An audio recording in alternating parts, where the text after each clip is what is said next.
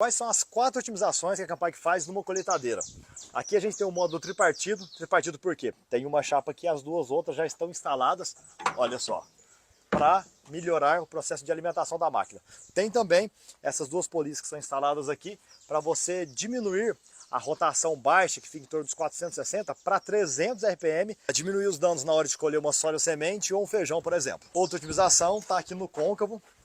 Essas grades encontradas aumentam o coeficiente de atrito, consequentemente a trilha, e essas chapas defletoras evitam que o caule entre e fique preso aqui, entupindo o seu côncavo. E por último, mais ou menos importante, a gente tem um módulo tripartido final, que vai ser colocado ali, para você melhorar o trabalho do picador e fazer uma distribuição correta no seu talhão.